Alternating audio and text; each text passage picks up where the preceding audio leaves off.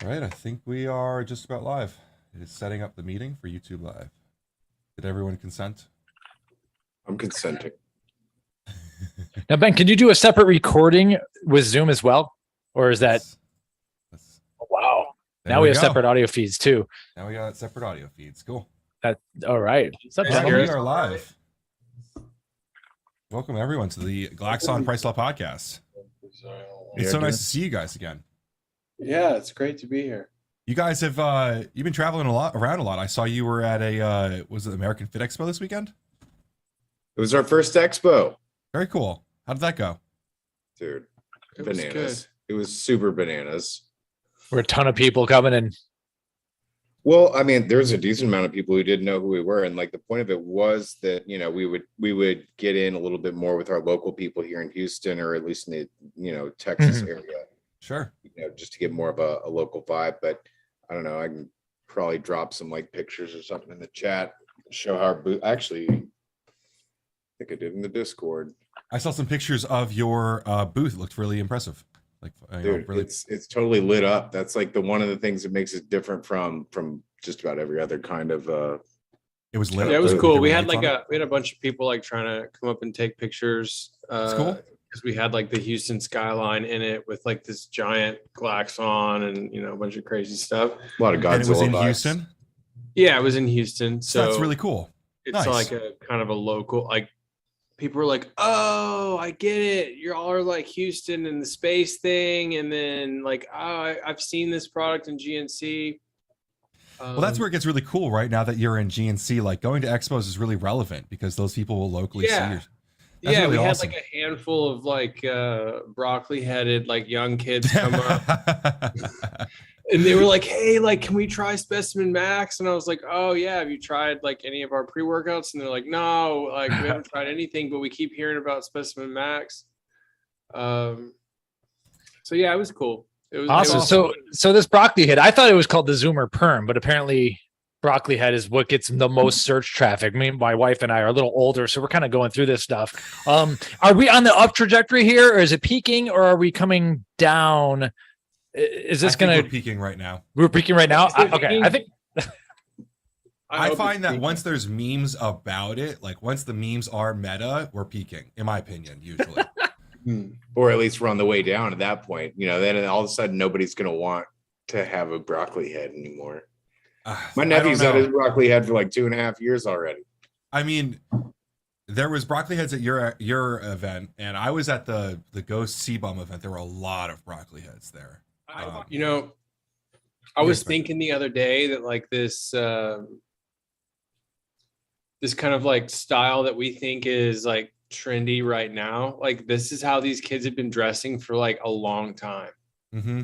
And they don't know anything else. So like I think they're gonna get hit with like a style change by the next. And it's, you know, it's kind of interesting to watch that because like they probably haven't ever had, you know what I mean? Like there's this, or at least for me, like there's a certain age where like you're just like you and everyone you know kind of dress a certain way. Then you get to a certain age and then you're like looking around and you're like, oh, okay, like we're not cool anymore. Like this is we're not cool anymore. Yeah, but I think like these kids have been wearing like, you know, socks and shorter shorts and, you know, bigger, baggier t-shirts and broccoli haircuts and stuff for, I don't know, maybe half a decade or more. I got a full Inaka outfit this weekend and I wore it to the gym today and I felt, I think they make great clothes, but as a 6'4" individual, I feel so silly wearing short shorts and baggy shirts. Like I feel like I look like a massive baby. Like I think like it's just not my. You're a taller guy, Michael. Like we don't always fit the trend, I feel like. Yeah, I don't know. I don't stretch myself too far into stuff that's like not my classic look. Yeah.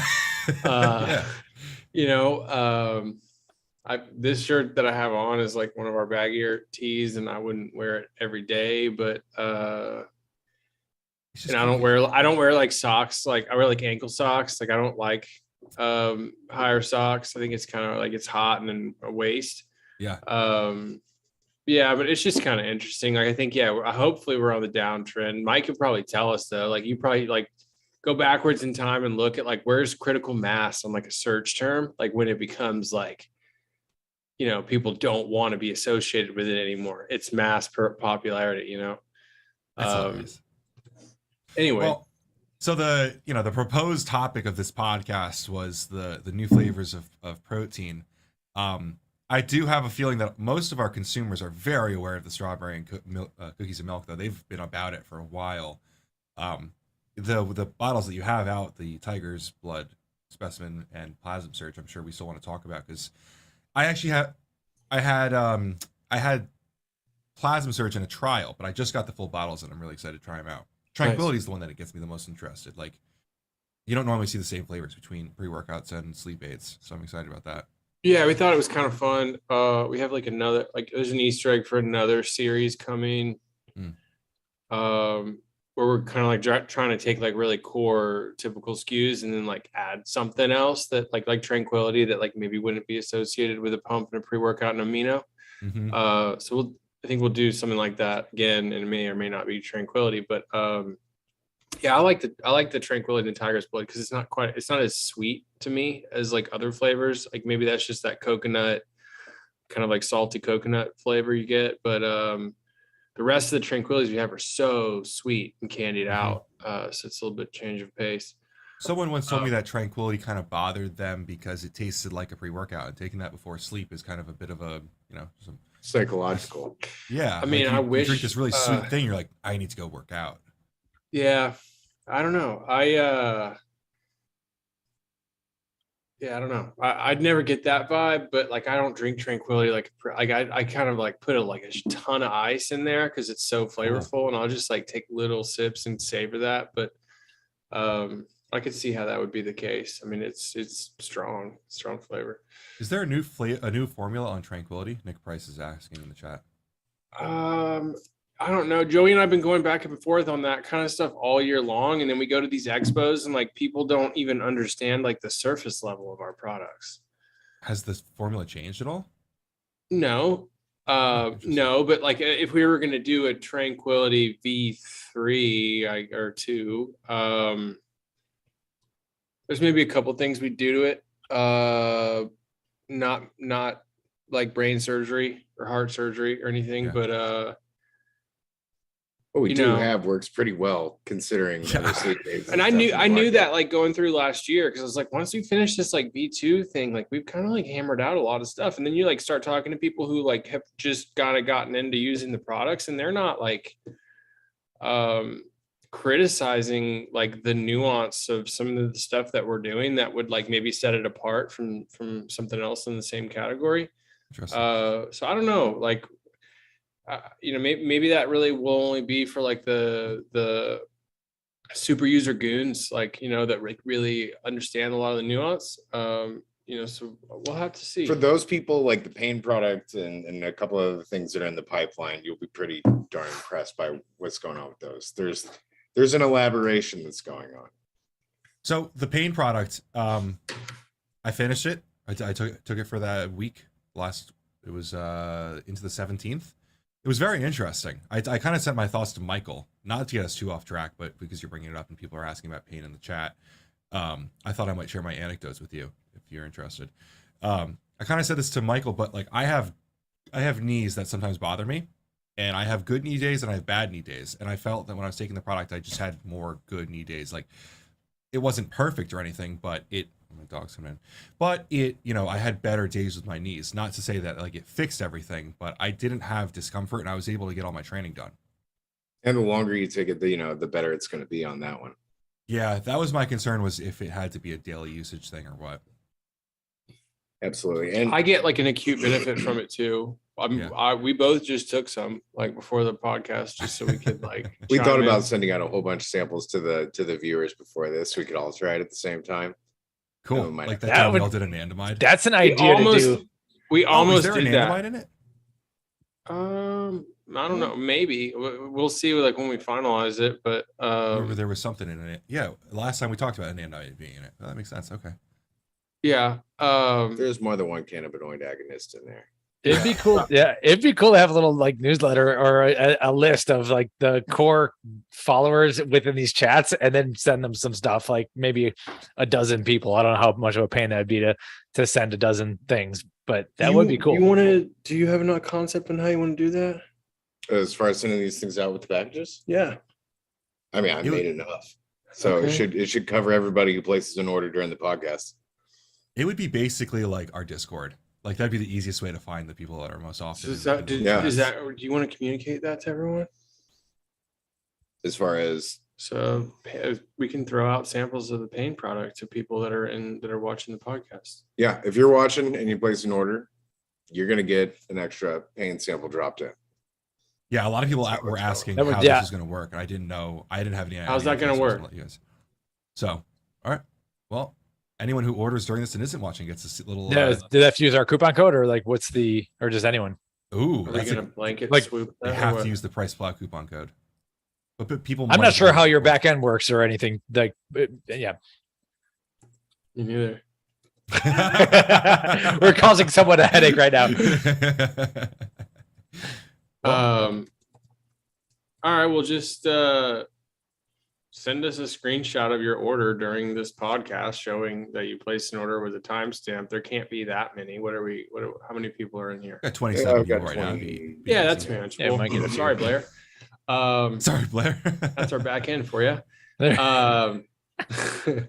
Okay, well, yeah, maybe we should like kind of get into like some of the weeds of PROTOS real quick, and then kind of whatever happens from there. We can. Yeah, there was one thing in the chat I did want to at least table for at some point. We're talking about plasma surge. Someone made a joke about plasma surge at night, and I actually wanted to comment that a lowering of blood pressure effect for sleep actually for a lot of people does increase sleep quality. So stacking plasma surge with tranquility is actually a good idea for many people. I'm not sure if like every ingredient's gonna play into better sleep, and there might be some loss of money there, but a lot of people actually do enjoy that effect. So that was kind of a joke in the chat where I was like, actually, Yeah. I like that effect a lot. So I legitimately did this like 2 nights ago. Because I try to take plasma surge just every day, like just to kind of whether or not I'm working out. Mhm. And I was traveling, so I wasn't able to do that. So I pulled out like a sample packet from my bag. And like, I was like getting ready for bed. And so I poured it in the water bottle, and I had the wildest dreams. And I don't know, like that could be completely irrelevant or whatever, but I had like some pretty gnarly dreams. wild good or wild bad? They were like, one of them like was definitely not a good dream, but it didn't bother me, so maybe maybe having an acute like reduction in blood pressure was like a saving grace on that, because I didn't wake up like in a panic, but I also woke up like that was kind of fucked up. Yeah, plasma caps too I've taken before sleep if I feel like I'm on edge, and like I'm like, okay, I'll throw everything at it. Serenity, plasma caps, tranquility. I will say though, I've taken plasma caps before. The blood pressure lowering effect is more pronounced for me, so I've taken it before during like the night, woken up to take a piss, and there's like an acute reduction of blood pressure from urinating. And I think it gets like old, like as you get older, it gets like more pronounced. And so just like not thinking about anything, like I went to take a piss, and I was like trying to take a piss as fast as I possibly could, like so I could go back to bed. And I'm like finished, and then like I'm like looking around, and everything started to get like a little bit bright, and like I put my hand against the wall, and I was like, whoa, like I'm towing the line of like passing out here, like what the fuck, like thinking like, oh man, something's really wrong with me. So I just like take a minute, catch my breath, go back to bed, and wake up in the morning. And then like I thought through the whole thing in the morning, and I was like, oh, okay, I got my blood pressure is like pretty good. It's not like high or low or anything. So I probably had really low blood pressure for like, I woke up like totally relaxed, took a piss, got really low blood pressure, was just standing there. So I don't know, just some food for thought.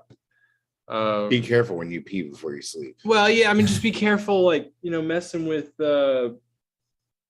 supplements. Like they do things, Yeah. Gotta think about what's going on.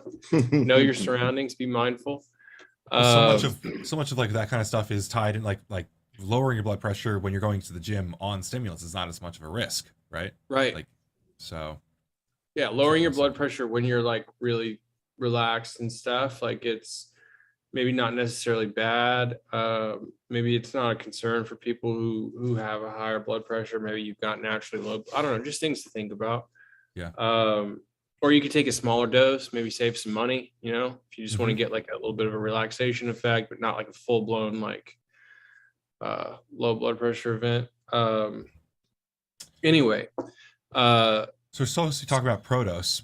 Yeah, so I want to get into PROTOS a little bit. I should say it's 7:17. So it's been 15 minutes, and I know usually every 15 minutes we do giveaways. So if you want to do one for fun now, I don't know if you guys had any lined up for tonight or if it's just the pain samples you're giving away. Well, we could probably drop some things on top of that. But we're doing the prize packs of 3 flavors for 1 person. Wow. Okay. So 1 of everything. Good question would be, if you watch my latest video on PROTOS, there was an interesting clinical endpoint about milk fat globule membrane. And what it did is it increased like the neuromuscular transduction right at the neuromuscular junction, possibly through some sort of a choline-based mechanism. What was this clinical endpoint that seemed so confusing about why this happened? Solid question. You're gonna have to pull. People are gonna start watching your video now. I was gonna say people are gonna click off this video to go. We're gonna to lower. one. Yeah, we're This gonna might lose take us a little viewers. bit. Sweet. All right. Well, I guess you could watch on to the chat for that. So, how has the reception been overall? Obviously, it seems like it's been doing well because you're making new flavors and everything. Like when we wrote the article and Ben did the video on PROTOS and we talked about it in our live podcast together in Houston and stuff, I was so excited because I love anything that like mimics what nature was, trying to give us and everything. So like kind of wondering, like, do people just love it because the flavor is awesome, or are people generally just love it because the flavor is awesome? Texture. And like kind of what I touched on earlier, and this isn't like bullshit or anything. We're like trying to find out like, or figure out like as a brand, like, cause we're kind of at this point now where, the brand's grown really like a lot this year, like way more than ever. And, we've done a lot of work to like get really creative with formulas and products and different takes. And like, kind of like, that's like a core branding thing for us. So like, do we continue to like try to develop and capture that narrative with this like larger market? Or do we just lean into like easier wins? Like we've got a lot of these like other products that are more niche products and concepts that we want to launch, but like, does that just conflate it? Like, do we need to focus more on like education and flavor expansion and podcasts and narrative, like on the formulation? But yeah, PROTOS is like, there's not another protein on the market like it. There's no, I don't know of another product besides baby formula that has that intention. And then more so, like, I don't even know of a product that's like incorporated half of this stuff that we have that's in fancy baby formula. And I think it's super, super, super compelling. I had conversations with like a couple people at the Expo where like, once they finally like understand that, like, then, I'm like, look on my phone, like a couple hours later, they're like DMing our account and like watch some of Joey's videos. And, like, there's like buy-in that happens, for people. So that's something, like, I think we're just trying to figure out, but people buy it, they rave about the flavor, they come back for more of that. We're getting into like a recessionary cycle. Like, are people super conscious about ultra premium, like outside the box products? I don't know. Like, I don't know. Like, yeah. We recently did a YouTube live that we kind of talked about that, like entering recession, and I've been commenting that there is going to be a revolt against the $70 pre-workouts or whatever I said, and I stand by that. I personally so glad we didn't go down that road. Yeah, well, it's working, but yeah, if things get worse at some point, it's got to stop. But but the thing is with Glaxon, yeah, we actually do expect you to do some form of innovation. But if you do that alongside of a couple easy wins, I don't think anyone's going to complain. If you turn into like 100% easy wins and you don't ever do another PROTOS style supplement, then I think you're going to lose people. But there's this whole like innovator's dilemma, which is a book where pretty much it's mostly about technology, but like companies lose customers by listening to their core customers. Like they eventually fail, but they also fail by not listening to their core customers. So there's this catch-22 that you have to like see the future and service the past, but eventually the past gets phased out. But I think your innovation is baked into Glaxon, so you can't have nothing but easy wins. Yeah. So, I think when that, like, for us right now, like, that's mostly just kind of like flavor expansion and education, trying to catch people with like more trinkets of like, hey, like this is like where the differentiation is when they come back for the second or the third. And so far that seems like it's actually working, but yeah, it definitely is a dilemma because like you want everyone to understand the way like the way that these guys watching do, because I think that's like there's just like a more profound experience for everyone. I think it's ironic because even if people like PROTOS for the flavor and texture, that's in part due to the ingredients that you put in there. Even if it isn't like the primary target of it, you did make it milkier by some of those ingredients there. So it is a win either way, but I don't think that customers are going to revolt against the price point that you're at. So I don't really. No. We're in a good like place, and we like took all that stuff into account. That's why we didn't make a $70 version of Specimen like that. Yeah. And the irony is that like everyone would have expected us to be first in line to do something like that, maybe. Right. But not to romanticize the whole thing, but you guys are getting to live out a passion that I assume you've wanted to for a while, like being able to make like those creative products and it's creative brands. Like no matter what it sells for, if it's the flavor or if it's for that, like you guys are winning. You're having the time of your lives, like making a really cool brand. So exactly. Like, it's kind of, I mean, you're in the perfect spot to be able to continue to create interesting stuff. And it's almost like it doesn't matter what they buy it for because they're clearly buying it, Sure. Yeah. And that's like the 3 years out, 2 years out sort of situation where like, if you sell enough of it, it becomes normal. So everyone has to adapt to like that kind of paradigm. Like you can't just sell like a whey blend, or you got to have products like hybrid or, stuff like that. So I don't know. If anybody watching, Joe, are you answering questions on PROTOS in the? Oh yeah. Why don't you like open your mouth? And all right, I'm kind of doing both. Okay, so it has to do with like this question. We do have a winner now because Matt Golding actually just won. Matt, get me on the Discord. If you're not in the Discord, there should be a link in there or something. GNC's finest. But basically, if you watch the video, there was one of the things when I was going through like the research of all this stuff, and then there was actually like a study on regular, normal, healthy subjects who were taking milk fat globule membrane, a gram a day, nothing huge. And what happened was, no increase in size, no increase in, or no changes in body composition, but there was like this spontaneous increase in strength. And it's interesting because, if you do take care of your brain and that mind muscle connection, I want to say there was like a 20% increase in strength that was associated with just, like the more fortified myelin sheaths at the neuromuscular junction so that acetylcholine was able to transmit to the muscle a lot better. So it's like, having broadband internet in your central nervous system pretty much. And, so glad you went down this road first. So like I'm being serious. Like the thing about PROTOS and the thing about this, like about breast milk and the like super fancy infant formulas, it's just as much about brain and like cognitive development as it is like, muscular development and all of that stuff. So when you apply that to,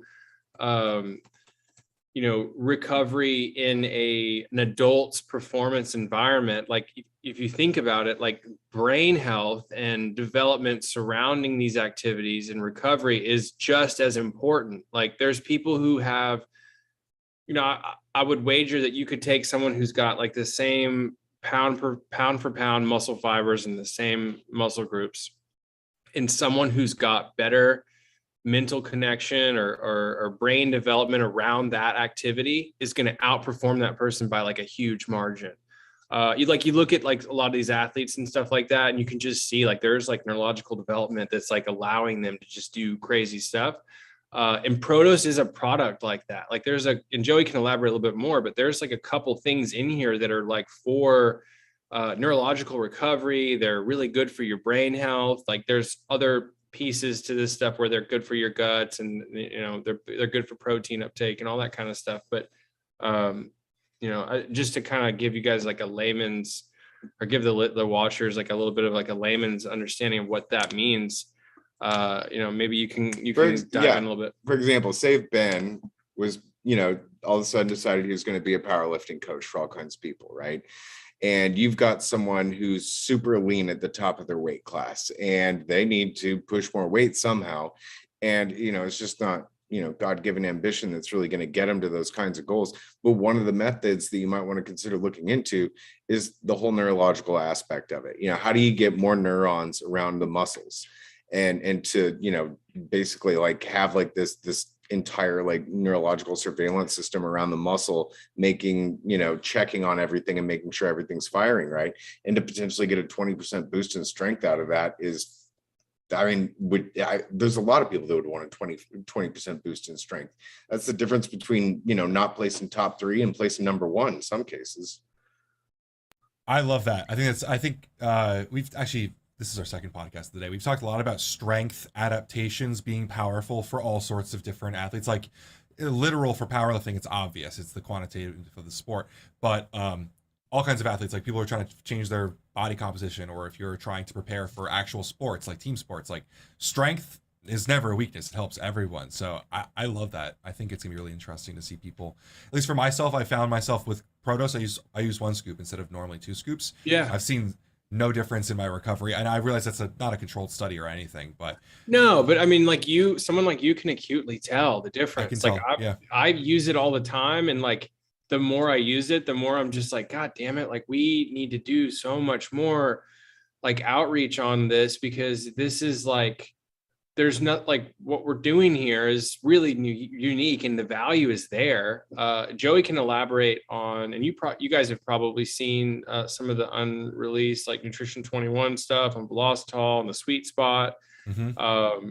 That was we can give them a hard time about not publishing like such compelling information yet, maybe, but this is unpublished, so like take that for what it's worth. But I think we expect them to publish it.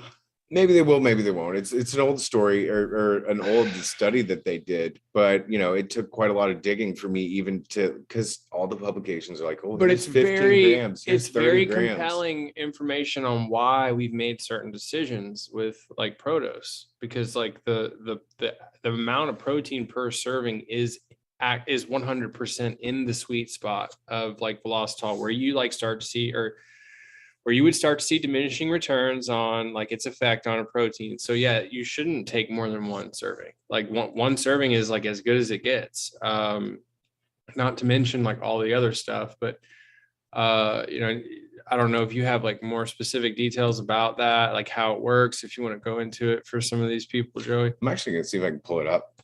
But don't put it on the screen.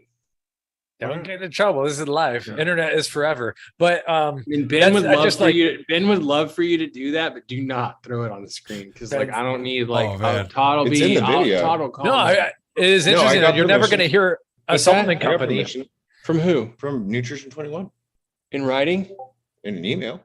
Okay. So, all right. So we can pull it up, Jamie. Can I share a screen here? Do I have that ability? Or do y'all just shoot it to Ben and he can throw it up or something? Hold on. Okay. I don't think Ben wants to throw it up. This is there should be a share screen button. Yeah, you're good. Share I just find that it's crazy. You're never going to hear a supplement company tell you to take just 1 scoop. Yeah. Yeah. But they told me I could put it on YouTube, so I definitely did. I'll throw it in the chat here, Ben. You can pull it up for us. This is on YouTube. You can't share your screen? Well, I can, but I mean, you probably. All right, so this will probably work. Let's try that. So everyone should know your mouse has a trail on it before. Yeah, that might wig some people out. Boom. This gets me. All right, let's do this. This window right here. Okay. Boom. So if this is still going live and everything, you can see that they did 6 grams of whey plus Velositol in this first column here, which performed about the same as doing just 20 grams of whey. Okay, that's cool, but who's going to buy a product where you're going to get 6 grams of whey? Not me. You guys, 6 grams? Any takers? And maybe in the recession, who knows? And then BCAs, got but yeah. whey plus Velositol exceeding what 30 grams of whey protein can do. But then again, you look at 30 grams plus Velositol, there's not a whole heck of a lot of improvement here. So this is the best statistical jump out of like all these other jumps, because even though the 20 grams of whey with Velositol is still outperforming 40 grams of whey, which really performs about the same as 30 grams. But adding the Velositol to those two, I mean, you might get a less than 5% change out of the 30 gram with Velositol versus 40. And then, over here, you've got, what is this, roughly 10% less with the 20 gram dose. We're at about 25. So, we're at a nice happy medium in between these two groups. So we're probably falling somewhere at about 105% of what you would see on this line. Can you explain why that happens? Yeah, and this isn't that bad of a chart. I think we actually have something very similar on our site. So this makes sense. You're hitting the law of diminishing returns where you have other things to invest in your product. Yeah. So the idea is when you consume chromium, it's going to increase insulin sensitivity. And then once that insulin comes and does its job, it's going to open up all the floodgates on the muscle cells to bring in all sorts of peptides and amino acids, which is a good thing when we're trying to recover from exercise. When you couple that with multiple types of protein. Oh yeah. You get a compounding effect of absorption enhancement. And we've got different absorption rates for all kinds of different things. You got the casein hydrolysate that's probably having an appearance at about 30 minutes post-ingestion. The whey is definitely happening within an hour. And then you've got casein in that 3 to 5 hour bracket that's going on. So, and then who knows where the milk falls in. I don't think the milk powder has had any muscle protein synthesis data collected on it. But there's all these different peaks that, like, here comes one, now on the tail of that one, here comes another, and on the tail of that one, here comes another. So we're trying to do what we can with the maximizing that anabolic window with the Chromax and the Velositol and the digestive enzymes that are in there. So like that's pretty much the whole idea, is to maximize the window of protein synthesis as much as possible.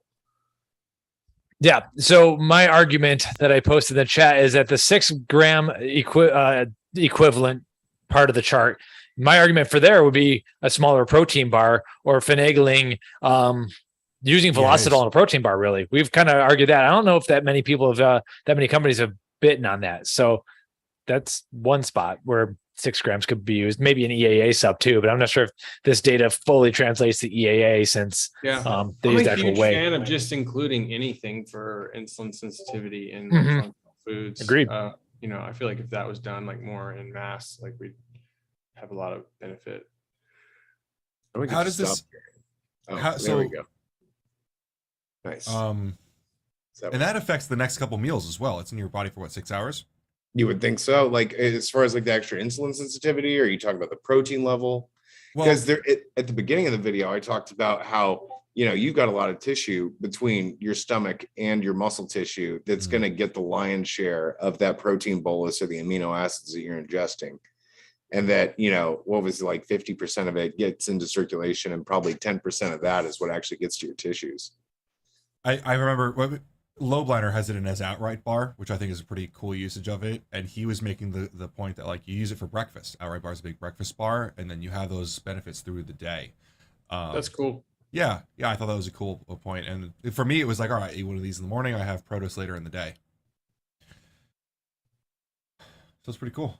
So I think the point was you're supposed to be talking about the flavors, the new flavors of PROTOS. Which I guess we got samples of the strawberry flavor and the milk and cookies flavor, but we never really talked about where the idea came from. And we love talking to you guys about like the sources of flavors, like how you came up with stuff. I'm assuming that you just wanted to put 2 new turns on classic flavors. Yeah, I mean, it's really as simple as, like, if you just try PROTOS unflavored, like, it tastes like milk. And so it's kind of like it's a slam dunk to just do some milk variations. We've mocked up a couple other options. It's like we're going to be able to do super tasty stuff with this product because of how it tastes on its own. There's a blueberry maple pancake mock up. I don't know if did you guys mock even more up like recently? Oh, should we like divulge some of the offerings and see if these guys want to give us some feedback on what it they may think? trickle into other projects. I don't know. You should do like a white Russian. That's like a milk drink, right? White Russian would be kind of interesting. Just a hint of natural vodka flavor. Yeah. It could be a good seasonal. Like a white chocolate, peppermint bark.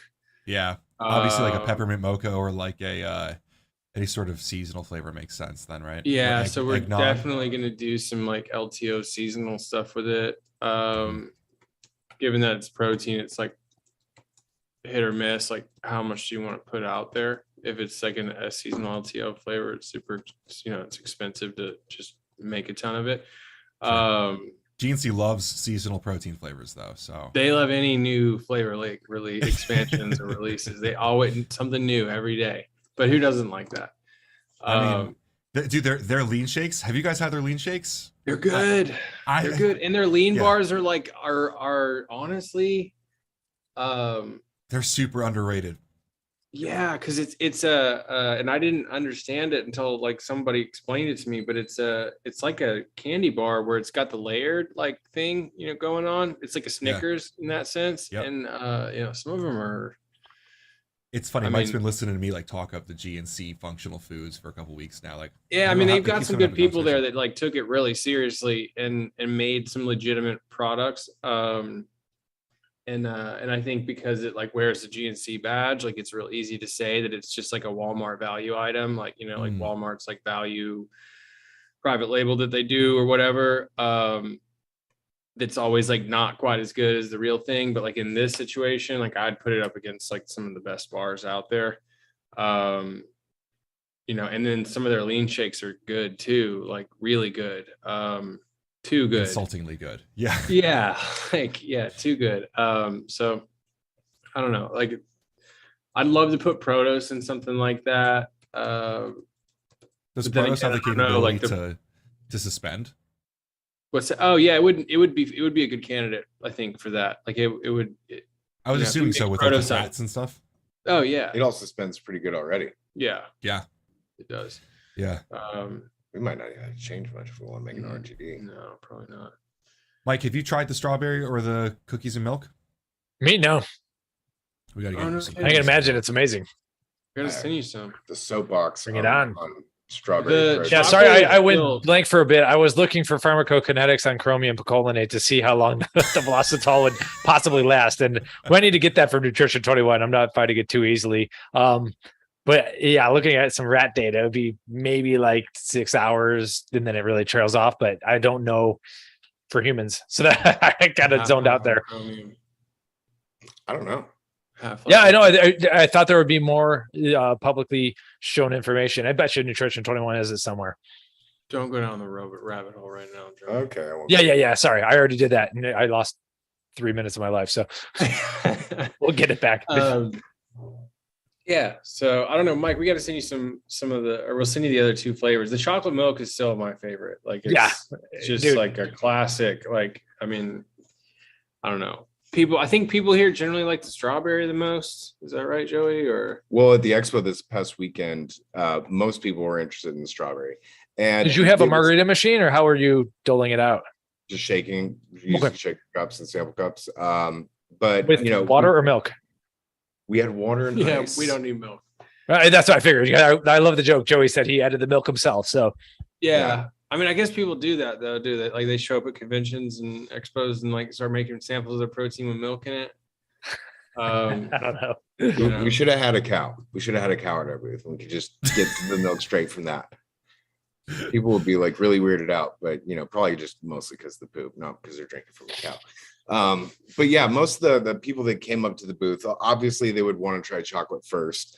And I'd be like, no, I want you to stick around. I want you to try the strawberry because, strawberry, protein can be kind of scary. You never know what you're really kind of getting because it's open to a very, very wide spectrum of interpretation. Some of it is not very good.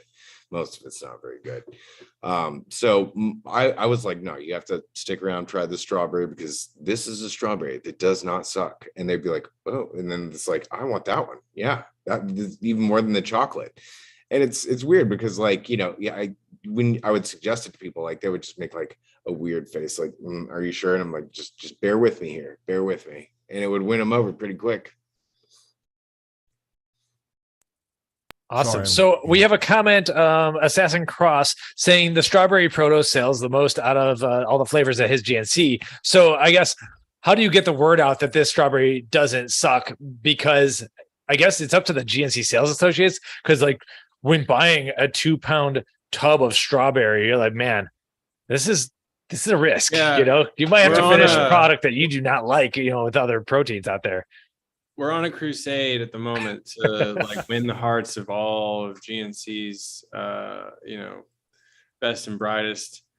So, I think that's like the easiest way. I mean, we can send out like thousands and thousands of sample packs, but when you do that, you don't really know where they're going to end up. If I was working at GNC, I would take all the sample packs for sure. Yeah. So if you, that was a problem. Are they on eBay right now? Are we going to have to hunt out some eBay accounts? Yeah. But I think if like we're trying to get like as many people that like are selling the product to experience it. And that's like really the how it all works. If people like really understand that and they've tried it, like it from a flavor standpoint and alone, like there's a lot of other really good tasting proteins out there, but if you have somebody that walks in and they're like, I want the best tasting like whey blend that you have, like this is kind of a layup. I mean, those whey blends are so easy. They're so easy to work with. I mean, you get some playroom with carbs, you get some playroom with fats, and you get to use a blend of different proteins. So you could even play with that to make the texture right. And weight, I would say the weight gainers and isolates are probably just as big of a pain in the ass in both directions to work with because you're just looking for extra mass and like a weight gainer. I'm like, how are we going to fill this up with something that doesn't suck? And then on the other side of the spectrum, it's like, okay, we've got 25 grams of protein in this isolate. Not much else can really go in here. Yeah, it's funny. I just did. You can see in the background. I did a comparison between isolates and whey blends earlier in the day, and it's like across the board with any brand, like the whey blends are always going to taste better when you get the little bit of wiggle room with concentrate. It always gets better. You get that creaminess in there. Mm-hmm. Yeah. Now, do you ever have to change any part of the formula to make the strawberry work better, or you just do have the exact same raw base? Yeah, I mean the only thing that changes is the flavor components. Acidity is different for fruits than it would be for like a chocolate or cookies or something. Mouthfeel is kind of the same vibe across the ones that we've done because they're all supposed to be kind of milky. The amount of flavoring depends, I would say. Strawberry, if you put too much of the strawberry flavor in there, it gets like a little, in my opinion, it becomes like too aromatic where it's almost like a soap or, and it's not as palatable maybe. But there's like a lot of like really complicated, like, I guess it's like gastronomy or something that goes into how people experience flavors, like way beyond anything that we do, but Joey and I kind of talk about stuff like that every once in a while. You're gonna bring astrology into this for a second. Question in the comments: have Glaxon ever considered a weight gainer product? Maybe or maybe not, based upon this kind of idea. Yeah, a while ago. Yeah, we have. I would rather I would rather prop hybrid up and like sell a ton of that, to be honest, but I don't know, like domestically, how much weight gainer is still sold and premier placement, like, I mean, maybe more value stuff, but I was gonna say a couple years back, mass gainers were huge. Like, really? I mean, when I worked at GNC, like 2011, 2012, Joey, back then, mask That's gainers one were of a couple huge. years back, Ben. You're getting That's up a there. bit back. Wow, I'm sorry. The Like cake early mix in the 2010s. tub. There was a lot of freaking mask gainers back then. Yeah, I Alpha mean, Nutrition was selling that freaking shovel scoop with serious mass. Remember? who needs that stuff though? Like, unless you're like some like serious like competitor on a bunch of I don't- substances. I don't think Like- that mask gainers are really all that great. I prefer meal replacements as a mask gainer. Like I would just put it in as a meal. You know, like I don't need 200 grams of sugar for a meal. I mean, I can appreciate like for a really small demographic of people that are like having to like blend their food up to drink it because they can't like stomach it, like, or they can't, you know, compel themselves to have enough appetite for the calories that justify their like ridiculous growth routine. Have you guys considered like a PROTOS that has like a carb content? It's already got like a little bit of fat, but like some healthy carbs in there. It's like a meal. I feel like that's such a bad word. I don't know. I think we might get in our own way on that. I don't know. I mean, there's some people here who probably would be more fans of adding carbs and stuff, but I'm not that person. We What if may you- end up with like some sort of a like unflavored carb add and something like if you made electrolytes. hybrid? But if you made a flavor of hybrid that can mix with it, That might Oh, be like an weird. unflavored hybrid? or like a maybe not unflavored, but like a flavor neutral or like whatever that like a little sweetened or something, like something that could be complementative to a PROTOS. To anything? Yeah, like a maybe? hybrid with a that'd be- proper pH or something like that. Yeah, that'd be cool. How many are you really gonna sell though? I don't know. That's what we need to do. Like, we need to blow up hybrid. Like, it's like my favorite product that we have, and it's such a shame because like it benefits everyone for like a ridiculous amount. Like the list of things that you can get from just taking exogenous ketones every day is like absurd. Like it rivals like medicine that people go to great lengths to obtain. And I don't know. The problem with I'm these the problem with these What's that? podcasts is I always leave these podcasts with like 7 new things that Michael has said. It's just like these benefits. I need to take these. Like, and all of a sudden, like my stack is like 45 products. I'll send you a bunch of hybrid, man. Take it Dude, every yeah. day. Mike probably consumes like ketones every day, but it's like I don't, but- anti-aging. It's Ketones are definitely in my top 3 of things that to get me out of a funk. If I find myself in a funk, outside of like fixing sleep is usually it. But yeah, ketones, rhodiola, and just, you know, outside of correcting diet and sleep, the next 2 things are ketones and rhodiola for me as far as anti-funk measures go. Maybe not 100%. just funk, but like when I say the word, like the term, like biohacking, like things that will make you just better at life or overall, like what are your top 3? I'm betting like mushrooms, ketones, and something else. You're Who talking you about me? asking, all of us. Anyone, I don't care. Like just probably the Oh. Glaxon guys, since Mike gave his. Ooh. I mean, I definitely take ketones and mushrooms every day. You said there was a third thing? I know. I was like, what are your top 3? Like things that everyone should take if they want to like live a better life. Not necessarily healthier. dihydroberberine. Ooh. Creatine, maybe. I mean, everyone's going to say creatine. though. NAD, or or NMN. Ketones. See, this is the problem. I'm gonna get like 15 things from Mike, and I want to take all. Yeah, of them. I mean, like I could go through my list, but if somebody was like, you can only pick 3, like dihydroberberine would be the top, and maybe ketones would be second, and you know the rest, it's like kind of. I'm surprised Super Shrooms isn't in yours, like right off the bat. Yeah, I mean, I feel like I could just get that kind of. I mean, like I can't go get dihydroberberine in my diet. I could like try, or at least like be more conscientious about like eating a bunch of fungi. Like that's something I could do. So if someone was just taking away like the concentrated supplement like from me, There's some ketones and dihydroberberine, I'm not going to get in food. No. And I take dihydroberberine every day, and the benefits are profound, like so profound. You know, like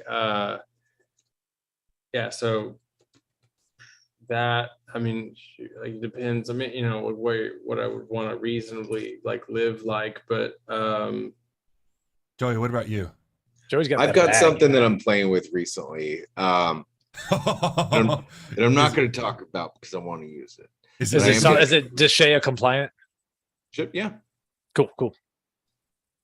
Yeah, but yeah, it should be totally DSHEA because it's very naturally occurring. I mean, it would be. Actually, I know some people that could probably, yeah. So Joe, you introduced me to the garlic pearls. I've of course heard of garlic supplements, but those pearls that really strong oil in it, and they spell it Perles, Perles or whatever from Solar Ray. Yes. So I still take those. Oftentimes I open, and this might be just my Italian childhood, like upbringing or whatever coming in. Dude, I open it up and I smell it and I smile immediately every time I smell that garlic. Like those things are just so precious and powerful to me. I don't know why it makes me smile. So you went from ginger to garlic. I eat a lot of yeah. I go up and down with ginger. I guess ginger would be my third funk stopper. Interesting. All right. Yeah, ketones, rhodiola, and ginger are my three, Ben. How many of those garlic pills are you taking every day? Oh, just like one or two. Okay. I did 5. That was my number. I was doing 5 every day, probably for about 2 or 3 years. And the beginning is the rough part. And I was working in a retail location. I would just rip it and then run because no one wants to take the blame for that. No one wants to take the blame for that. And I was literally doing it like all day long for like 2 weeks until it finally, like, my system got acclimated to it. And, you know, there's all kinds of stuff that sulfur does. It's supposed to be some sort of like a gaseous, I don't want to say neurotransmitter. They're called gasotransmitters when you get into that realm. But it's like nitric oxide. Nitric oxide's a gas too. Hydrogen sulfide is also a gas, but it really it kind of can slow down metabolic rate. And what it does in that kind of sense is like it's really used in a whole bunch of mammals that, you know, that hibernate. You know, if you look at the metabolism of a bear in the deep midst of hibernation, it's cranking out a whole bunch of hydrogen sulfide to slow down its mitochondria and all kinds of other stuff. And that's why it loses a whole bunch of weight, but it's also the same reason why it stays alive throughout the entire winter. Wow. Awesome. Those garlics the gingers have made it a while for us. Like Mike and I've gone a couple trips and he brings them with him now. And you guys are the only ones that have braved those gingers, by the way. I mean, they're good. It's just a lot of sugar. It's a lot of sugar. So like I need dihydroberberine if I'm going to be eating them. Exactly. And then Sarah knows what's going on. Yeah. And then that NMN. Yeah. NAD synergy, man. Yeah, that too. That one actually does really well in GNC, believe it or not. So yeah, what's the demographic? Is that who's dude? Young people are taking it. Like really? Okay. Young people are buying it. Like 20s, like 20-year-olds are buying it. What are they asking for? Are they just coming and asking for NAD synergy? I think it's getting bolted, like in a sales setting. I think it's getting bolted on as like just a general like performance enhancing, stack. I don't know. It looked like I froze. But I don't think it's really selling that. It can't be. There's no way that older demographics are coming in and buying a bunch of it. I mean, they might be getting sold it, but I am acutely aware of like a bunch of younger people that are buying it at GNC, and I think it's just getting bolted on as like more of a performance long-term stack, which I think there's merit in that. I think if you're in a rigorous routine, like it's gonna definitely benefit like to take some NMN. It's a feel good ingredient. NAD is on the beginning of like a trend upwards, like a ketone type thing. Like I started to see groups of people that are talking about it. At ISSN, there was someone presenting data on it. Completely irrelevant to using an NMN supplement. It was just talking about NAD in general. So I feel that a lot of people are focusing on it, and you'll probably see a crowd of people flocking towards it soon. The younger the demographic that gets interested in this stuff, the more people that you will see actually have like results as far as longevity. I think, in my belief, like the younger the demographic that really gets interested in this and starts doing it are going to be the first group of people where they're like, oh God, all my friends are dying and I'm too old, you know? I get that brain buzz off of it, and most of the stuff that we talk about really kind of says that's kind of an older person thing. I get worried that like if I'm seeing a brain buzz off of it, that means I'm experiencing like decay already, like I'm getting old. Yeah, I mean, Yeah, I don't know what the median. I just age feel like is, a but little it's bit probably of, like early 20s where your NAD levels like are below their peak. interesting. You know, I I thought don't know. I take that one every day. I thought I might just have done too much drugs in college or something. Yeah, well, I mean, you probably did, but yeah, I mean, I don't know. That's another one. But and I think we'll try to later this year. I'm gonna put as much energy as I can reasonably behind like pushing hybrid out. Maybe we'll drop a couple flavors at once. Maybe we'll put it in one of these series instead of Tranquility. It'll be hybrid. So maybe there'll be more call to action to like pick it up and understand it. But it's silly because it's like it's like a performance white space that's wide open. Mm-hmm. And it's totally, you know what I mean? stackable, like, addable to anything you're taking. I won't like name any names, but like if certain brands dropped like a ketone product, like it would probably take off like way faster. I mean, we're not nobody, but like we don't have that kind of like spotlight. So I don't know. Like if you put it, like if you were to just like reinvent like the energy drink category and do like 100 milligrams of caffeine, like with like a decent amount of DBHB, I think the experience alone would be profound for people.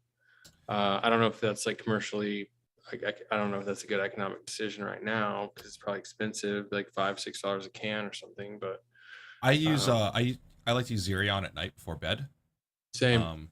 And I ran that for quite a few weeks before getting blood work, and everything was in a really good spot. I don't know if it was specifically that because like I'm overall active and stuff, but I've had a good time using it before bed. I think the first time I posted, a lot of people like asking like other people like why is Ben using a GDA before bed? Is that special? So I don't really think that it does anything special, but I get good sleep with it, and I'm most often concerned with my fasted blood sugar in the morning, So I end up waking up in a good spot in the morning. I've never tested this. I use a GDA out of guilt at night sometimes if I feel like I had a really bad day. I don't know if I don't think you could play that much catch up, but it makes me feel better in the head. Maybe you reset a little better the next day. I should mess with a CGM to see if that actually does anything. But I've done that. I've worn the Dexcom for a while, and like my like fasted like blood glucose like in the morning was way higher than I expected it to find it. And yeah, I just if you think eat like you're just not there's not enough going on to like cause your blood sugar to drop when you're sleeping, or at least for me there wasn't. So like I sleep better when I add Zerion in, and when I don't have it, like I notice it, like I'm like, oh okay, like I wake up like just feeling like fuller and groggier than I think I should. And it's just like this kind of like really inefficient feeling. I don't know how to describe it. When's your general last meal? Around what time? Like probably 10 p.m. Okay, yeah, that's definitely later. I've noticed that when I did have a CGM, eating at too late, like beyond, I would say for me, like 7:38, your blood sugar is going to be. My blood sugar was like a bit more of a mess the next day if I didn't shut it down a little earlier. So at 10 p.m., I'm sorry. I did think it would be worth noting that usually, Mike, you intermittent fast a lot, right? You fast through the morning and you eat later, right? Yeah, generally, I don't. Michael, I don't swear by it. Yeah. Like Michael eats later in the day. So like, I'm sorry, I should say Michael instead of Mike, but that, I mean, everyone's kind of like individual in that. So like if you maybe having higher blood sugar in the morning isn't as much of an issue if you fast further into the day, right? Yeah. So I take 2 to 3 capsules of Zerion before bed, depending on like how much I've eaten. Like on the weekends, for example, I'll probably take 3. Because I've just eat a little bit more aggressively, or if it's like a holiday or I've been out like in at a restaurant, we just kind of eat like pigs or whatever. And then I'll take 1 in the morning, and I know my blood glucose well enough to like the times that that my insulin is like the least efficient is just around when I'm sleeping. Like like in the middle of the night, it's like a little bit more elevated than it is during the day because I'm probably because I'm not moving around, I'm not like thinking and just doing stuff, and so in the morning I'll take 1, just kind of like acutely get like a bump. If I take too many though, like I've played with the Xerion a little bit, like where I'll take it during the day too. If like, we're on vacation as a family and we get up and like have like waffles or something ridiculous for breakfast. And I'm like, I'm not used to consuming like 1,200 calories, like first thing. I'll take Xerion. I find that like, it makes me tired all day.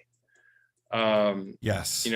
It definitely works. Cause like I've played enough with it where I've had like, consecutive days of like overconsumption of sugar, and I don't see, just typical things that would happen from that. Like I would normally, maybe I would get like, gain a little bit of weight. I would feel, like foggier, might get like an acne flare up, or just things that like would happen to me when I consume like sugar unchecked. And when I do add Xerion, it prevents a lot of that kind of stuff from happening, but it makes me like kind of in a slump. And then I'm like chasing it, trying to like drink Goon or like Hybrid, like bring me out of that. And it's just as simple as like, I put myself in a situation where I'm either going to have to deal with something that's not convenient, but Xerion's super strong. So like, if you just load up on it all day, like you're going to get tired. Joey can probably give us like a more scientific explanation for that, but I mean, you take the pill and it gives you hypoglycemia. There's not a whole heck of a lot to it. I guess my question would be like, the experiment would be for a 10 p.m. meal, you're taking it before bed. After the meal, would your next morning go better if you took the Xerion before the meal and then didn't do the before bed? Or I mean, yeah, you could get like probably really granular and be more efficient about it. I have like most people, I'll put out all my supplements like on a weekly basis, so I can just like pop it open and like take a fistful of them and then I'm done. So just for the benefits of like convenience, every night before I go to bed, like there's 2 Xerion in that event. There is a bottle of Xerion in a kitchen cabinet, like, and if I know that I'm having like an aggressive bowl of cereal after dinner, like I might like get ahead of it a little bit, but that's not often. how aggressive are we talking? It would probably be more efficient to time it closer to the okay, cool. Yeah, but yeah, what works for you works for you. So if before bed's good, then go for it, man. We got to do a couple more giveaveaways, don't we? All right, what do you got? You got another pack? Yeah, we got to do 2 more packs of the PROTOS. I think we're a decent question here. Get out this chat.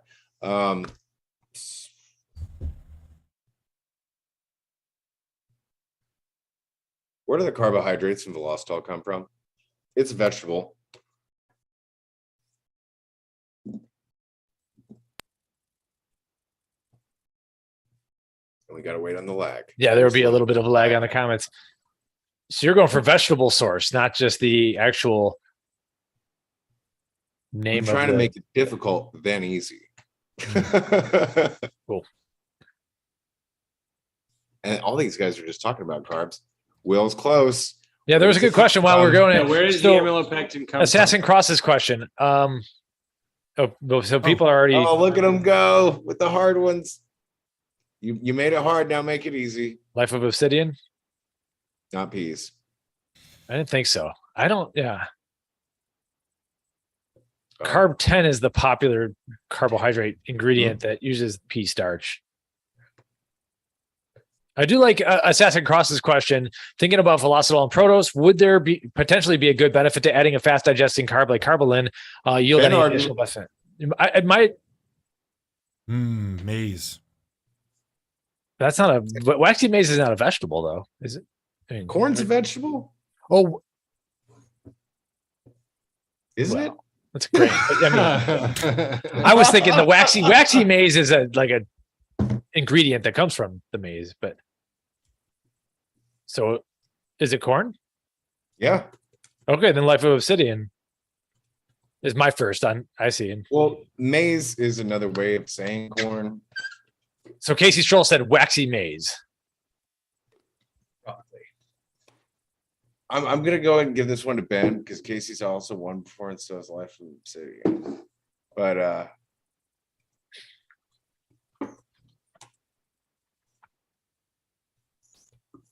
He'll hit me up in the 3 Discord. tubs of PROTOS. Okay, so here's the Are we cookies controversy. and chocolate? That's how it goes. All right. That's the pack.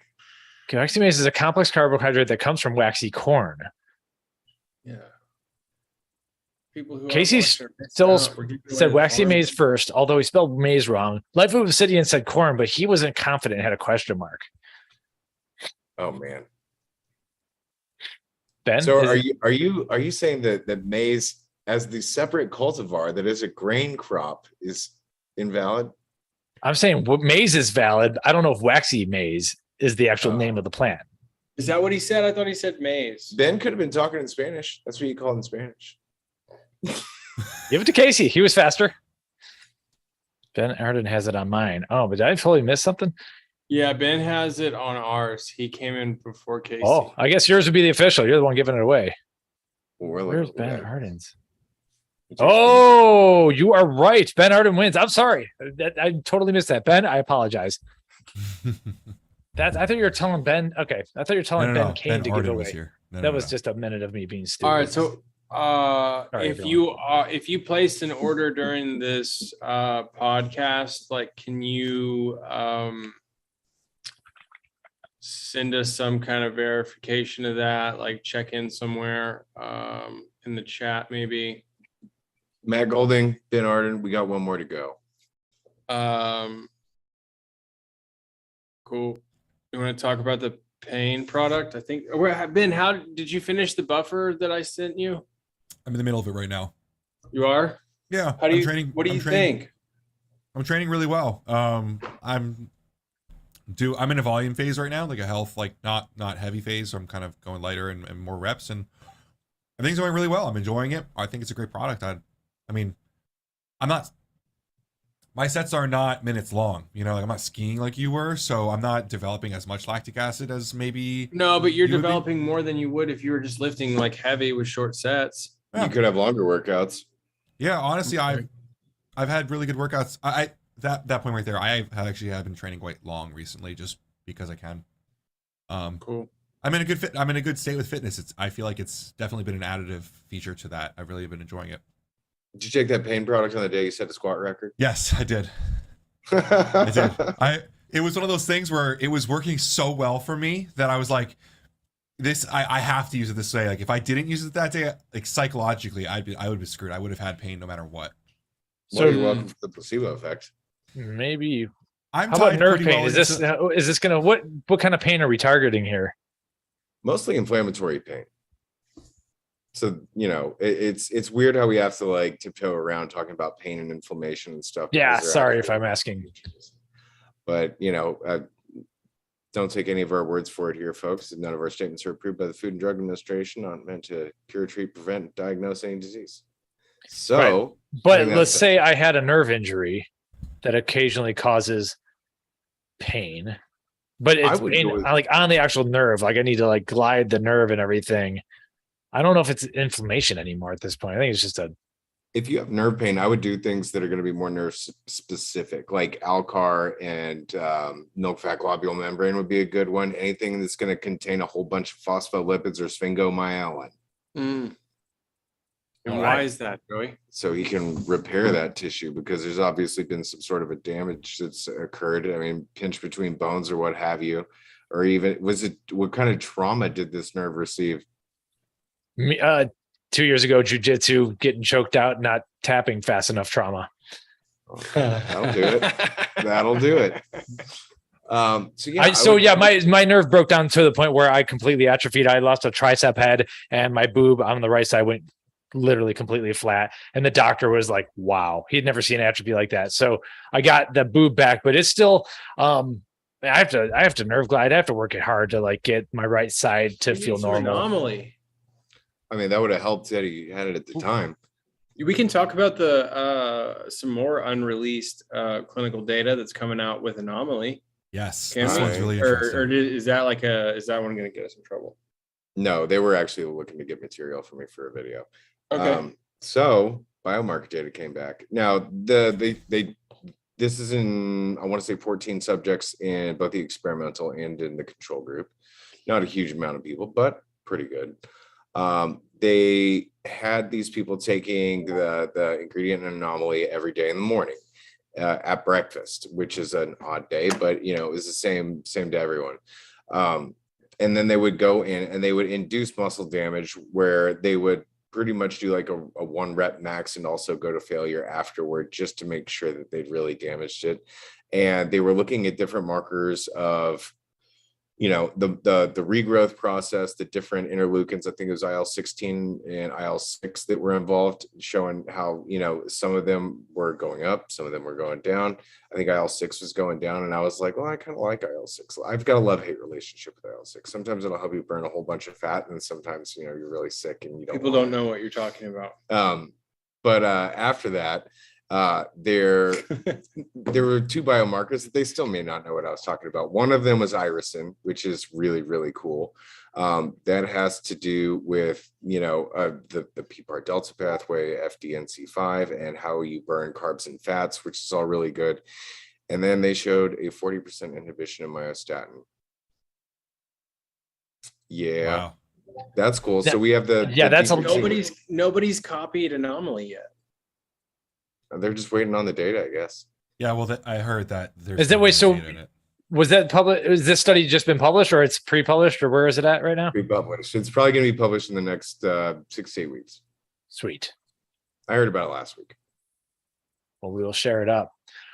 Yeah, and then during that podcast, whatever, we can go over it a little bit.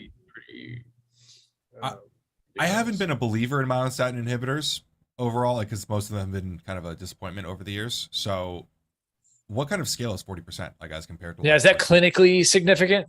What is that? Well, I would think 40% is clinically significant. Yeah. I would think 5% is probably clinically significant. But, you know, it's. I think Mike's referring to, like, where did that reduction show up in their clinical trial?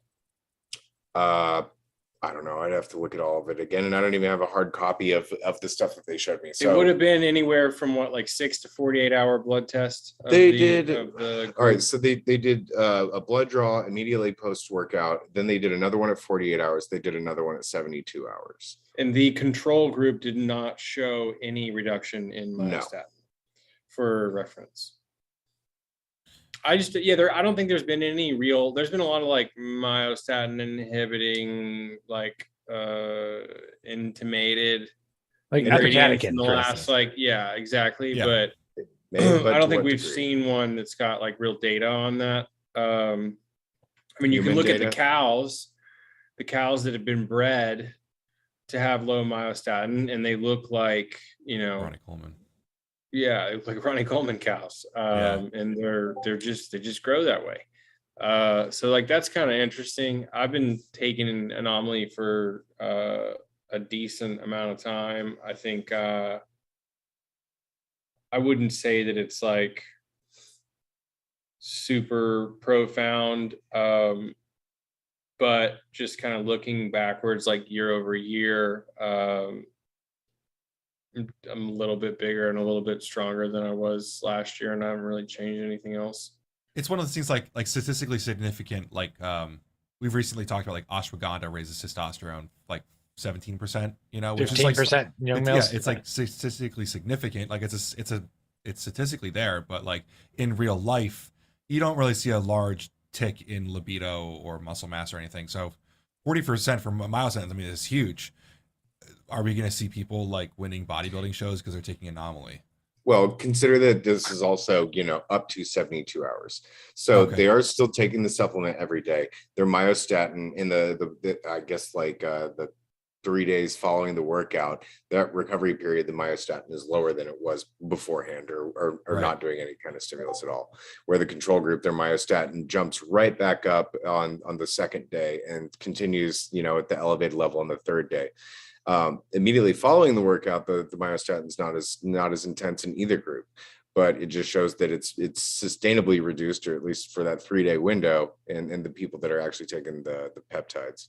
So like a lot of things, it's the using it regularly that really makes it like the difference. Like I think intermittent fasting increases your growth hormone for that couple hours, but like that doesn't mean like in those hours you're growing like crazy. It's the using the Anomaly consistently that really makes the difference. I think we'll probably see some some profound stuff with like certain users. I mean, I'm not working out every day or like, and chasing like PRs and stuff like, you know what I mean? I'm just like doing. I think what on the can. right consumer, it probably would be very powerful because Yeah. genetically, like we're all vastly different genetically. Like there are people who put on muscle like it's nothing, and there are people who struggle every year. Yeah. But for me, Anomaly is just kind of like it's like a performance and aging product again. Yeah. Like that's one that I probably consume more for longevity purposes than I do for like strength and size.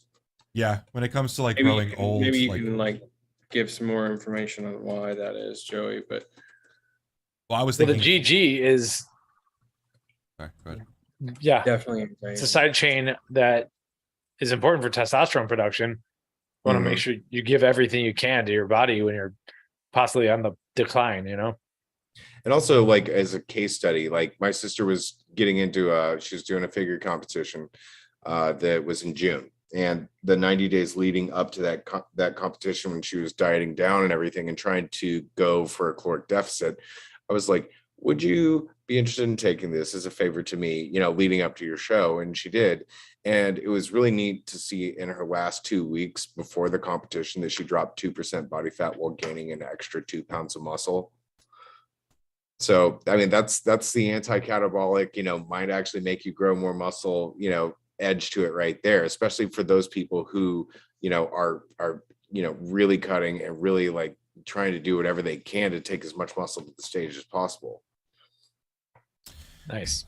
I think in terms of longevity, like posterior chain health, like your glutes, your hamstrings is like a really good determinant for longevity. Like usually like the strength of your glutes is really closely tied to your age and your fitness. So something that will hold on to musculoskeletal health, it's really going to help out a lot in aging. People losing like their legs and back is usually like balance. Kind of the So you're saying this big booty fat is going to have repercussions for generations? I mean, if it's like silicone injected in there, I don't think it's going to make much of a difference. But if you got some strong but that's glutes, like the number one cause of accidents in the elderly is like lower body atrophy, loss of balance. There's like a link. I don't know if it's like all cause mortality or like fitness overall, but like people with larger glutes live longer. It's a sign of strength. I know it sounds ridiculous, but like it's technically like the densest, biggest muscle in your body. Maybe your back might be a little bit, your back, there's a lot of back there's different parts of that, but glutes are a really good determinant for overall health and fitness. But anyway, holding on to muscle is going to be better for you longevity wise. Like when you start seeing like older folks like start getting like skinny and decrepit, like you usually tell things are going downhill there. Well, that's originally where the thought for Anomaly came from. Is they're really going to try to go after like the HMB and the sarcopenia market for old people and muscle wasting, or people who have like HIV/AIDS or cancer cachexia, where they're just losing muscle by the day, and they were trying to just do something to try to shield them against that. And I just saw it and I was like, I want some of that. I want some of those AI peptides. Well, I was thinking PROTOS and Anomaly would be really great for like Ben Arden. I got to give this to him. He said like post-op and any sort of muscle wasting. Yeah. Mm-hmm. I mean, ironically, that's usually we have so much to throw at that. It's like it sounds like we're just shell merchants, honestly, because it's just funny because like that's like what a lot of anabolics are studied for. Like I know, like Anadrol is given to women with like breast cancer to hold on to weight, like that kind of stuff. An Anavar for what is it? Burn victims. Yeah. Skin repair. The same people who did, all the research for Anomaly, they also did, a hind limb unloading study in rodents, where basically you hang a rat by its tail and it has to walk around on its hands for, its life. It was, well, the hind limbs actually like deteriorate and atrophy. And they were trying to show like how much anti-inflammatory effect and how much protein synthesis effect it had. And then they also did the same in a human study where they would put people's legs in a cast, and it's like your full leg, like quad to ankle cast, and they did some muscle wasting studies on that. Were these healthy people putting their legs in a cast for weeks? Yes, an unbroken leg, mind you. Wow, that's quite. Did they get paid during a lot? COVID? Do they pay you a lot, or like how do they get these people to do this? I have no idea. These studies are done over in Europe, so I'm very Yeah, separated usually from. there's compensation, but that's funny when you mentioned like the rat study. When we wrote about that specific study, our editor, she added a comment. She did not like that study. I'm like, they do a lot worse things to rats than that, but Yeah. she would have been happier if it was humans. To be honest, it's hilarious. You know, I think I would too, honestly. Yeah, Animals. Yeah. yeah. That's Anomaly. You guys, man, you guys are doing some good stuff. I'm at the 10-minute mark myself, just as a warning. I don't know if you're going to do any other giveaways or if there's anything else to talk about. Let's do one last giveaway because I got to go at 8:30 as well. PROTOS and Anomaly sound like an awesome stack though for build.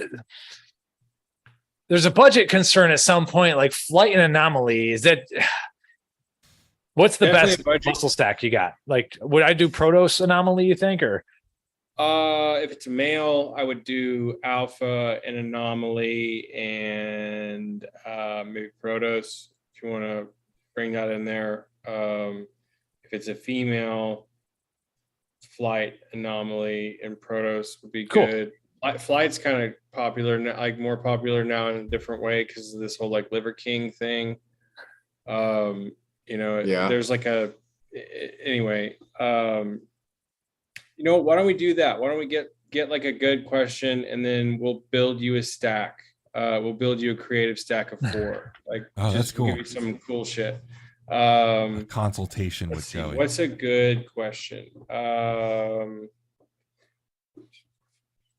What was the first product that we launched? I know this. Sam sent me the whole range, so I actually don't know. Oh, wow. You should know. Did we get someone? What do we got? Oh, I don't even know. Oh, it's the lag. Okay. Well, first product that Glaxon launched. Nope. Not Specimen. No. Specimen was like the 5th. I think. We were just trying to be real different.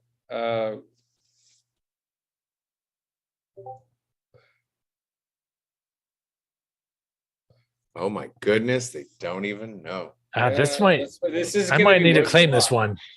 Where's Nick Price? Mike's gonna get his stack with you guys. Okay. We have a winner. As far as I know, it's Cayman. Yep. All right, Cayman. I remember the first time I saw that bottle, I was like, either these letters on this label are really small, or this is my first time where I might need readers. So. Cayman, I need a couple things from you. What are you currently taking any of our products? What are they? And then from there, I need like a little bit of background, whatever you're comfortable giving everybody. And then maybe some goals. And then we will, Joey, Mike, and Ben and I will Oh, we all get to do this with you? Oh, yeah. This is cool. That would be really cool if we could do like some sort of like a live where we just bring him in. That would be cool. This is good. We got this. All right, Cayman, come on. Give us if you're taking any of our products, we need to know what you already have. And then we need like a short summary on whatever you're comfortable giving us about yourself and, what your goals are, challenges, things that you're looking for solutions to. And we will hook you up with something like, like if I was dealing with the same thing, what I would just go and grab out of the inventory. Got Specimen Max. He's got Astrolabe. Okay. So he's going high and then he's chilling down. All right. You got your sleep and your motivation handled for the gym. You're hydrated. All right. So what are you focused on? Aging? Are you focused on getting bigger, leaner, being more productive at work? All of the above. Are you caffeine conscious? Well, probably not. ED just to see the stack. Oh, that's a tough egg to crack. Ooh, this guy's gonna get me. Here we go. I'm a power lifter. I on October 8th. Ooh, okay. So we're Protos definitely for going to sure. do Protos. We're going to give you that. Do you take creatine already? Like, I hope that you're saturated in creatine. Delayed So answers. we need to know that because that's just too basic to leave out. Boy, I'd really like to see someone stack Neuro 365 And he's Protos. probably. I would are you assume Anomaly would Are make you sense. natural or not? If you're comfortable, if you're not, then just tell us if you're taking creatine. Or steroids, I whatever. found you him want. on Instagram. He gives out baggies of GFY and Anomaly to his friends. No way. Oh, So boom. Astrolite, not Anomaly, but That's a power fan right there, man. You This guys, guy's typing and retyping his response carefully. Okay, so He's he like, does what do say I- creatine. what do you Alright, type to get the so- most stuff? What are you guys thinking? Power lifter. I think he needs hybrid. He needs Protos. Neuro. Neuro 365. There's more mind involved in this than people want to suggest, in my opinion. I think like being mentally strong is like yeah. how the elite powerlifters are born. Neuro Anomaly Protos. Neuro, Anomaly, Protos, and hybrid. It's Neuro Anomaly Protos for me, and the fourth one is either, depending on his like personality, hybrid or specimen. He's already on Is there no- Specimen Max. He's got max. So we're not He's got- max. Okay. You So can then get more, hybrid, maybe, definitely stack it with high. If Yeah, he's natural, we might want to kick him an alpha that's a good point. That might be really helpful for just him. to cover the bases there. We have a nice box coming. Although Natural. I don't know, as a power lifter, I would rather have him have flight than alpha. Yeah, Like you're right. recovery from those big lifts is going to be really important. I don't know. Mental strength would He's be kind of great. young. Like giving him a testosterone booster might not move the needle as Do much you- as flight would. Cayman, do you have any like joint issues or aches and pains, inflammation, like anything extraordinary? Okay. So Yeah, it he would be said, helpful for him. Oh, well, I had already decided you'll get that, so we're good. yeah, I figured that hybrid was going to come in no matter what they said. Yeah, Mike- yeah, Michael's pushing I'm it. gonna force you. I'm gonna make you love it. Well, I can see like if he's carbon up hard before a lift, then stacking in the hybrid can provide that extra juice. So Oh yeah, hybrid. Okay, so He's got Neuro- plenty of time to tinker around with this. Neuro, Hmm. Protos, Nom noms. Anomaly, and hybrid. Do you guys have any other like thought, like Ben or Mike? You guys have any other thoughts on like what? Cetox for maybe 2 weeks out from his meet. oh, So 100%. you really get whacked the day Yeah, of. 100%. Yeah, I always detox from caffeine before meets so that when and I then you use it, load it up hits. hard for the actual event. or don't load out as hard and it hits you more. Yeah, like what you will use will work better if you're detoxed off of it for sure. Yeah. But are you going to have 2 weeks of bad lifts when you need them? Traditionally, you will taper your training off those last kind of 2 weeks. Right. So that's when you have the ability to detox off of caffeine. That makes sense. And we're all going to come to your powerlifting meet, and if you fail us, we're going to shame you. Okay. Oh, All right. Yeah, I like it. healing slowly. What is I'm facing right now is I typically pull That's what sumo. Cheater right now. Cheater right now. At the moment. I was like, typically pull sumo, but I have to pull conventional. Ooh. Okay. You're going to get a hernia if you ain't careful. Ooh, oh my Light. gosh. What?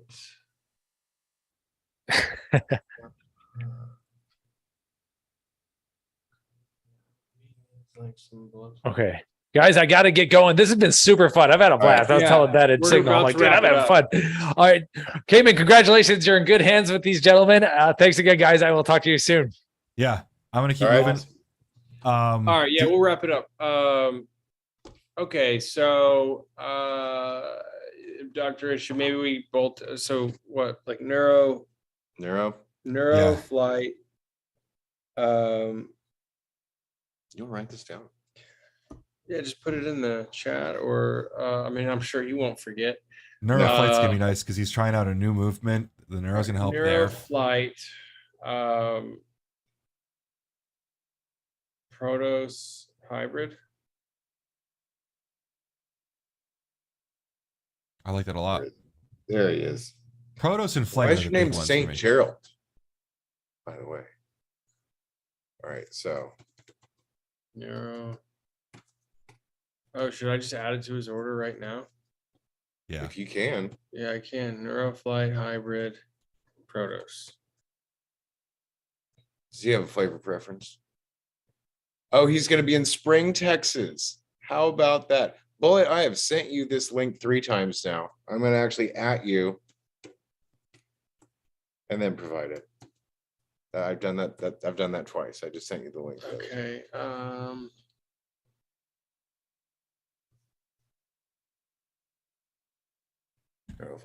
Oh man, Anomaly and Good I think Lord. Neuroflight, Protos, and Anomaly. hybrid and Anomaly and NAD. You're building a hell of a stack. won't Yeah, I mean disagree with that's what I would do. So that's what you're gonna get. you. Okay. Okay. All right. Man, I Well, like this. We'll have to do these like this every once in a while because it you get the pain sample too.